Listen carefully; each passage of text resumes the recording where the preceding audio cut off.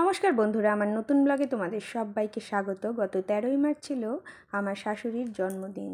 তো আমি যেহেতু খারাপ বৌমা, খুব একটা ভালো না, সুবিধারও না, তাই জন্য একটা ছোট্ট দেখে কেক নিয়ে এসেছিলাম শাশুড়ির জন্মদিন পালন করার জন্য। বেশি বড় কেক কিন্তু আনিনি, বাপরে বাপ, বেশি বড় কেক কিনতে তো অনেক পয়সা শেষ হয়ে যাবে, তাই জন্য একটা ছোট্ট দেখে কেক নিয়ে এসেছিলাম। আর সাথে একটা ক্র্যাকারস জ্বালিয়ে দিলাম আর মেয়েদেরকে পাশে বসিয়ে জন্মদিন পালন করলাম।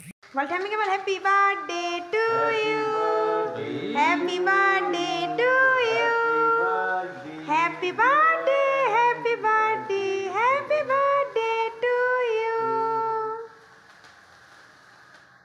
তোমরা সবাই ভগবানের কাছে প্রার্থনা করো গো, আমার শাশুড়ি যেন সুস্থ থাকে, ভালো থাকে। কেন সুস্থ থাকার কথা বলছি বলো তো? বাপরে বাপ, অসুস্থ হলেই তো আবার খরচ, ঝামেলা, এইসব ঝুট ঝামেলা আমার একদম ভালো লাগে না বাবা। এই জন্য সুস্থ থাকার কথাই বলছি। আর আমার প্রার্থনা আবার ঠাকুর শুনবে কি না শুনবে, তাই তোমরাই প্রার্থনা করো, তোমাদের প্রার্থনাটা যদি শুনতে পারে।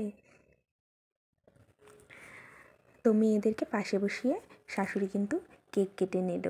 তোমরা যারা আমার ব্লগের নিয়মিত দর্শক, তাদেরকে আমি অনেক অনেক ধন্যবাদ জানাই। আর যারা নতুন আছো তাদেরকেও অসংখ্য ধন্যবাদ জানাচ্ছি। আমার ব্লগগুলো তোমাদের কেমন লাগে তা অবশ্যই কমেন্ট করে জানাবে। ভালো লাগলে লাইক, কমেন্ট, শেয়ার আর ফলো করে পাশে থাকার অনুরোধ রইল সকলের কাছে। তো দেখছো, শাশুড়ি তো কেক কেটে উঠতে পারলো না, তো ভাসুর এসে কিন্তু কেকটা কাটতে সাহায্য করলো। আর সেই কেক তুলে আমার মেয়ে কিন্তু তার ঠাম্মিকে খাইয়ে দিল।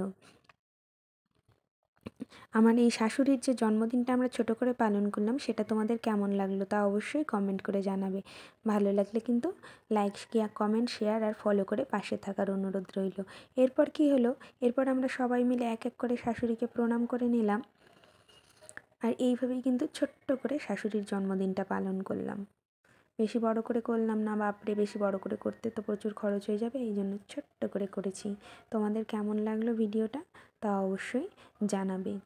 আর তোমরা কে কে এইভাবে তোমাদের বাড়ির বয়স্ক মানুষদের জন্মদিন পালন করো সেটাও জানাবে। আজকের মতো এখানেই শেষ করছি, টাটা।